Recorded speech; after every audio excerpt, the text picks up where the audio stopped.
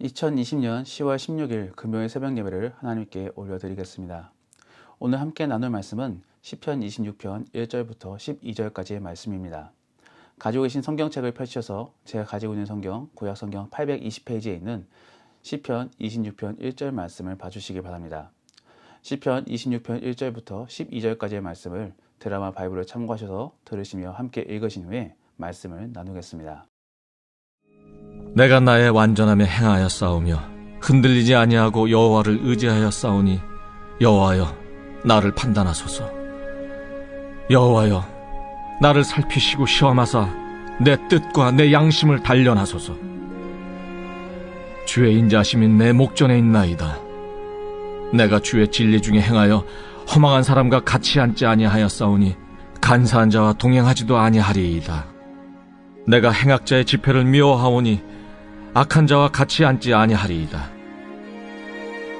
여호와여 내가 무죄함으로 손을 씻고 주의 제단에 두루 다니며 감사의 소리를 들려주고 주의 기이한 모든 일을 말하리이다.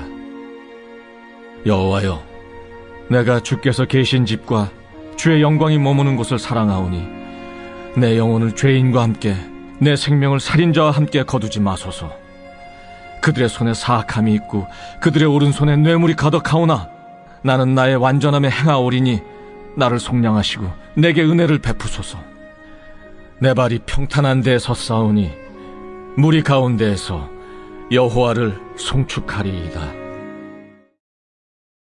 자, 여러분들은 하이랜더 증후군이나 피터팬 증후군이란 그런 병명을 들어보셨습니까?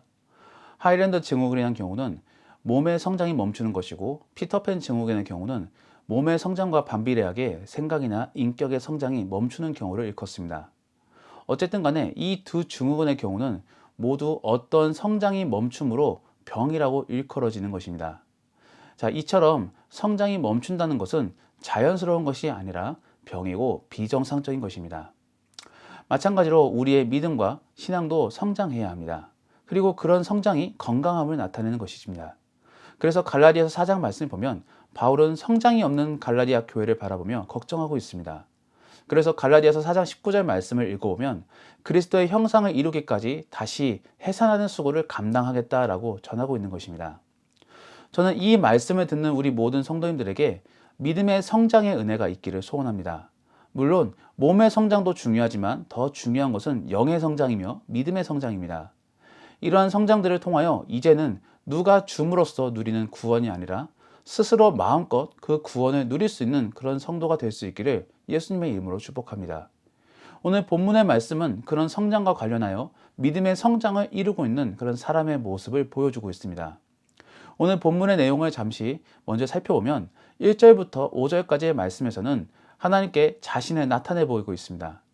1절과 2절 말씀을 보면 혹시라도 하나님께 오해를 받을까봐 여호와여 나를 판단하소서 혹은 여호와여 나를 살피시고 시험하사 내 뜻과 내 양심을 단련하소서라고 전하고 있습니다. 여기서 시인인 다윗은 하나님에 대한 믿음이 없어서 두려워하고 또한 초조해하는 것이 아닙니다. 하나님을 누구보다도 사랑하기 때문에 더욱 주께 매달리는 것입니다. 우리도 사랑을 해보면 느낄 수 있는 감정이 있지 않습니까? 사랑을 하기에 상대방의 마음을 더욱 확인하고 싶기도 하고 또 한편으로는 혹시라도 상대방과 멀어질까봐 자신의 사랑을 내보이며 더 매달리기도 합니다. 1절부터 5절까지의 말씀이 바로 그런 내용들인 것입니다. 그래서 1절 서두를 보면 자신이 지금껏 하나님을 어떻게 의지했는지를 먼저 자청하며 고백하고 있고 3절에서도 보면 늘 하나님을 의식하며 주의 말씀에 따라 살아가고 있음을 고백하고 있습니다. 더불어 하나님을 반하는 자들에 대해서는 절대로 함께하지도 않았고 오히려 그들을 무시하며 살았음을 4절과 5절 말씀에 고백하고 있습니다. 이러한 고백들을 통해 6절에서는 하나님의 응답이 나오고 있습니다. 6절 말미에 보면 주의 제단에 두루 다린다라고 전하고 있는데 이 주의 제단은 아무나 함부로 들어올 수 있는 그런 일반적인 장소가 아닙니다. 그러니까 시인은 의로움을 인정받고 주의 자리에 나아올 수 있게 된 것입니다. 즉 시인은 하나님을 향한 사랑이 주님께 인정받았다라는 것이죠. 그리고 그런 인정에 대해 다윗은 하나님의 영광을 만방에 전하겠다라고 7절 말씀에 고백하고 있습니다. 더불어 주의 모든 것을 사랑하겠다고 8절에서는 고백하고 있습니다. 이렇게 8절까지의 내용들을 살펴보면 시인은 하나님과 서로 사랑하며 아름다운 관계를 맺고 있음을 알 수 있는 것입니다. 그런데 중요한 사실은 9절 이하의 말씀입니다. 다윗은 이 정도의 관계에 만족하지 않고 하나님께 더욱 매달리고 있다는 사실입니다. 오늘날의 많은 신앙인들을 바라보면 어느 정도의 믿음에 만족하고 그 이상의 믿음 성장에 대해서는 부담스러워하며 지금의 믿음만을 지키려고 노력하는 모습들을 바라볼 수 있습니다. 그런데 우리가 분명히 명심해야 될 사실은 그러한 모습들은 믿음을 지키는 모습이 아니라 오히려 믿음이 떨어지고 있는 모습이라는 사실입니다. 자, 전쟁에서도 보면 공격이 최성의 방어라는 말이 있습니다. 즉, 믿음이 더 이상 성장하지 않는다는 말은 믿음이 퇴보하고 있다라는 말입니다. 자, 그러므로 우리는 저 천국에 들어갈 때까지 계속적으로 믿음이 성장해야 하는 것입니다. 그리고 그러한 성장 속에서 계속적으로 구원의 확신을 갖게 되는 것이고 누리게 되는 것입니다. 저는 오늘 본문을 통하여 짧게나마 계속적으로 믿음이 성장하는 그리스도인들의 모습에 대해서 나누고자 합니다.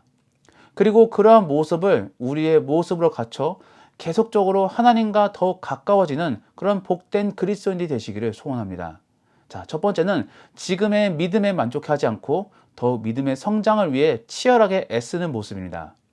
9절과 10절 말씀을 보면 지금까지 이렇게 하나님과 동독한 관계를 가졌음에도 불구하고 제발 자신을 악인과 함께 심판하지 말아달라고 간청합니다. 자, 이 모습은 자신에게 믿음이 없음으로 매달린 것과는 사뭇 다릅니다. 믿음이 있음에도 불구하고 혹시라도 하나님으로부터 멀어질까봐 더욱 매달리고자 하는 그런 순수한 자녀의 마음입니다. 우리도 아기들을 보면 엄마로부터 조금이라도 멀어지면 다시 붙어 있으려고 떼를 쓰고 매달립니다. 지금 다윗의 고백은 바로 이런 모습인 것입니다. 우리도 이와 같아야 하는 것이죠. 계속적으로 주께 매달리고 간구할 수 있는 모습을 가져야 합니다. 이러한 모습은 믿음이 없어서가 아니라 믿음이 있기 때문에 더욱 기도하고 매달리게 되는 것입니다. 자, 두 번째는 헌신하는 모습입니다. 11절에서 보면 다윗은 서원의 형식을 빌려 온전한 길을 걸을 것을 결단하고 있습니다. 우리의 신앙도 마찬가지입니다. 과거 어느 순간에 잠시 믿음이 성장하였다고 하여서 그 믿음이 지금까지 남아있는 것은 결코 아닙니다. 지금은 지금대로 과거로부터 훨씬 더 주님을 따르고 헌신해야 하는 것입니다. 그리고 그런 모습 속에서 주님의 은혜가 가득한 것입니다. 그래서 11절 말씀에도 보면 헌신의 서원과 함께 다음 구절을 보면 주님의 은총을 같이 구하고 있습니다. 즉, 주님의 은혜가 있어야 더 헌신하게 되고 주의 길을 걸어나갈 수 있게 되는 것입니다. 지금 내 안에 은혜가 있는지를 확인할 수 있는 좋은 방법은 내가 얼마나 주를 위해 헌신하고 있는지를 점검해 보는 것입니다. 그리고 그 은혜가 가득한 사람이 지금도 그 구원을 누리며 저 천국에서까지 구원을 누릴 수 있는 사람입니다. 예수님의 이름으로 축복하기 원합니다. 은혜를 누리는 자가 되시기를 바랍니다. 그리고 그런 모습들을 통하여 헌신하는 그런 사람들이 되시기를 바랍니다. 자, 마지막으로 세 번째는 감사하는 모습입니다. 12절에서도 보면 평탄한 데에 서 있는 것에 대하여 감사하고 많은 사람들 앞에서 주를 송축한다고 고백하고 있습니다. 7절 말씀에서도 그렇지만 하나님의 섭리와 은혜를 경험한 사람들은 그 주님을 놀라우신 하나님으로 고백할 수밖에 없습니다. 그리고 그 주님을 만방에 알릴 수밖에 없습니다. 자, 여러분들은 얼마나 그 주님을 깊이 경험해 보셨습니까? 그 주님을 경험한 사람만이 천국을 받은 사람이며 또한 구원을 누릴 수 있는 사람인 줄 믿으시기 바랍니다. 자, 그러므로 그 하나님을 경험하는 것이 매우 중요합니다. 다시 한 번 더 예수님의 이름으로 축복하기 원하는데 오늘 하루 동안도 하나님을 깊이 경험함으로 감사가 넘쳐나오기를 소원합니다. 그래서 그 감사와 경배를 통해 만방에 하나님의 살아계심과 사랑하심을 전할 수 있는 그런 복된 그리스도인 되기를 소원합니다. 말씀을 정리합니다. 믿음의 성장은 대단히 중요합니다. 그 성장을 계속적으로 이룰 수 있는 저와 여러분들이 되기를 원하는데 그런 모습 속에는 지금에 만족하지 않고 계속적으로 더 치열하게 신앙생활을 감당하려는 모습과 더불어 헌신의 모습들이 있습니다. 그리고 감사하고 주를 경배하는 모습들을 오늘 본문 속에서는 찾아볼 수 있습니다. 오늘 하루 우리 성도님들의 삶 속에서 이러한 모습들을 갖기 원합니다. 그래서 그 놀라우신 주님과 영원토록 교제하며 구원을 누릴 수 있는 그런 복된 그리스도인이 되시기를 예수님의 이름으로 축복합니다. 오늘 말씀을 생각하시며 함께 기도하기 원합니다. 주님, 우리에게 계속적인 믿음의 성장이 이루어지게 축복하여 주시옵소서. 그래서 주의 영광을 만방에 나타내게 허락하시고 내 자신을 영원토록 주님과의 교제 속에서 구원을 누릴 수 있도록 도와달라고 내 자신과 우리 믿음의 동역자들을 바라보시며 함께 기도하겠습니다.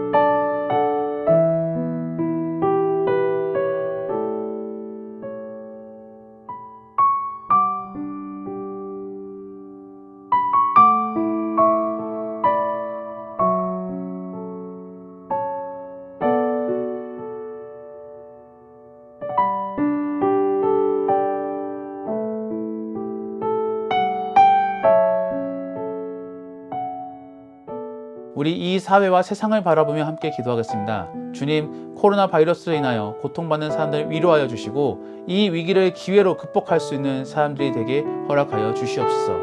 이러한 능력은 온전히 주님으로밖에 오지 않음을 많은 사람들이 깨닫게 하시고 주님께로 돌아올 수 있게 도와달라고 이 사회의 회복과 함께 영적인 회복을 위해서 함께 기도하겠습니다.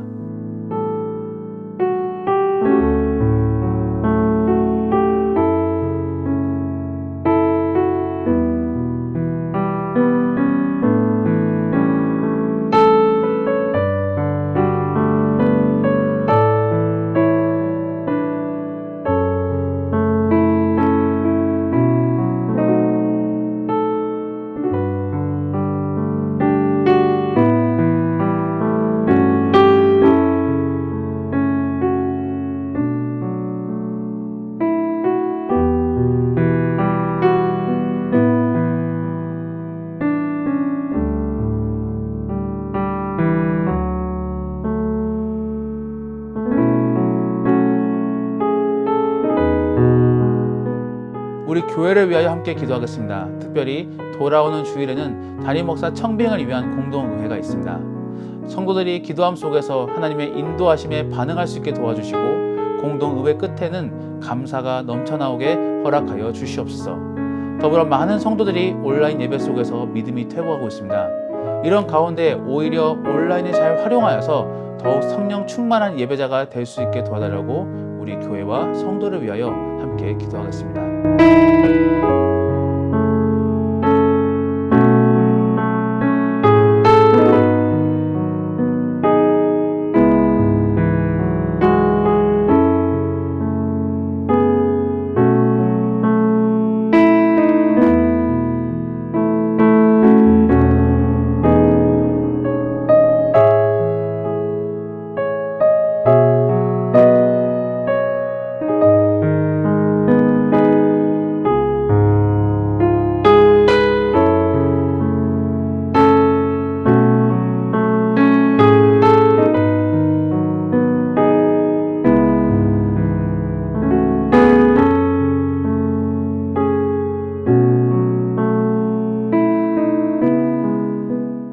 오늘은 과테말라의 도익찬 노행자 선교사님 그리고 방글라데시의 박수키 선교사님을 위하여 함께 기도하겠습니다.